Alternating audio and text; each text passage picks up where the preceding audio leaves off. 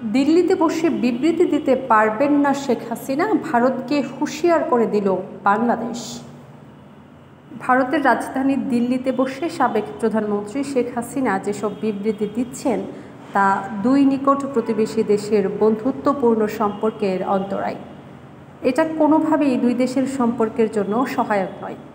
অন্তর্বর্তীকালীন সরকারের এই বার্তা 14 আগস্ট বুধবার ঢাকায় নিযুক্ত ভারতের হাইকমিশনারকে জানানো হয়েছে। এদিন বিকেলে পররাষ্ট্র উপদেষ্টা মোহাম্মদ তৌহিদ হোসেন সাংবাদিকদের প্রশ্নের জবাবে এ কথাগুলো বলেছেন। এর আগে ভারতীয় হাইকমিশনার প্রণয় ভার্মা পররাষ্ট্র উপদেষ্টার সঙ্গে সৌজন্য সাক্ষাতের পর সাংবাদিকদের সঙ্গে কথা বলেন। তিনি বলেন, দুই দেশের মানুষের স্বার্থে বাংলাদেশের অন্তর্বর্তীকালীন সরকারের সঙ্গে কাজ চালিয়ে যেতে চায় ভারত। ভারতীয় হাইকমিশনার আরও বলেন, আজ শুধু সৌজন্য সাক্ষাৎ ছিল, কোনো এজেন্ডা ছিল না।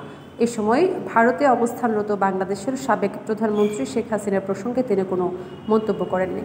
বৈঠকের পর পররাষ্ট্র মন্ত্রণালয়ের এক সংবাদ বিজ্ঞপ্তিতে বলা হয়েছে, পররাষ্ট্র উপদেষ্টা উল্লেখ করেন, দ্বিপক্ষীয় সম্পর্ক উন্নয়নে বাংলাদেশ ভারতের সঙ্গে ঘনিষ্ঠভাবে কাজ করতে চায়। আগামী দিনে আরও বেশি করে জনগণ কেন্দ্রিক সম্পৃক্ততার উপর জোর দেন তিনি। বিশেষ করে সীমান্তে হত্যা বন্ধ, তিস্তার পানি বন্টন চুক্তি সম্পাদন ও নিত্য প্রয়োজনীয় পণ্যের সরবরাহ নিশ্চিত করার মতো গুরুত্বপূর্ণ বিষয়ে জোর দেন পররাষ্ট্র উপদেষ্টা। উপদেষ্টা তৌহিদ হোসেন বাংলাদেশের ঘটনাবলী নিয়ে ভারতীয় গণমাধ্যমে খুব বেশি অতিরঞ্জিতভাবে প্রচার চলছে বলেও উল্লেখ করেন। সাবেক প্রধানমন্ত্রী শেখ হাসিনার সাম্প্রতিক বক্তব্য প্রসঙ্গে তিনি বলেন, ভারত থেকে আসা এই ধরনের বক্তব্য দ্বিপক্ষীয় সম্পর্ক উন্নয়নের জন্য সহায়ক নয়। পররাষ্ট্র উপদেষ্টা বাংলাদেশে সংখ্যালঘু সহ বিভিন্ন সম্প্রদায়ের শান্তিপূর্ণ সহাবস্থান নিশ্চিত করতে অন্তর্বর্তীকালীন সরকারের প্রতিশ্রুতি পুনর্ব্যক্ত করেন।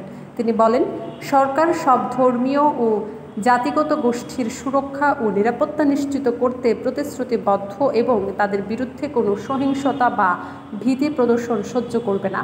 তিনি আরও বলেন, সব ধর্মীয় গোষ্ঠী ও অন্যান্য রাজনৈতিক দলগুলোও সংখ্যালঘুদের সুরক্ষা নিশ্চিত করতে কাজ করছে। পররাষ্ট্র মন্ত্রণালয়ের বিজ্ঞপ্তিতে উল্লেখিত সাবেক প্রধানমন্ত্রীর বিবৃতির বিষয়ে জানতে চাইলে তৌহিদ হোসেন সাংবাদিকদের বলেন, এটা এজন্যই বলেছি যে সম্পর্ক উন্নয়নে তা সহায়ক হবে না। আমি তাকে বলেছি কারণ সরকারের অবস্থান এটাই। ভারতীয় হাইকমিশনার এই বিষয়ে কোনো জবাব দিয়েছেন কিনা এ প্রশ্নের জবাবে উপদেষ্টা বলেন, উনি এটার জবাব দেবেন কি করে? উনি এই নিয়ে কিছু বলতে পারেন না বলেই আমি মনে করি। রাষ্ট্রদূতের পক্ষে এটার জবাব দেওয়া সম্ভব নয়। সর্বোচ্চ রাজনৈতিক পর্যায় থেকে সিদ্ধান্ত দিতে পারে, এটা উনি জানেন। কোনো পরিপ্রেক্ষিতে সাবেক প্রধানমন্ত্রীর বিবৃতির বিষয়টি আলোচনায় এসেছে জানতে চাইলে উপদেষ্টা তৌহিদ হোসেন বলেন, সাবেক প্রধানমন্ত্রী যে বিবৃতি দিচ্ছেন তা স্বস্তিদায়ক হচ্ছে না। আমরা চাই তিনি যেন ভারতে বসে এটা না করেন। সীমান্তে হত্যা নিয়ে আলোচনার বিষয়ে জানতে চাইলে উপদেষ্টা বলেন, আমি তাকে বলেছি সমস্যা আছে, সেটা দূর করতে হবে। মানুষ যেন ভালো বোধ করে। সীমান্ত হত্যা এমন একটি ইস্যু আমরা চাইলে অবশ্য বন্ধ করতে পারি।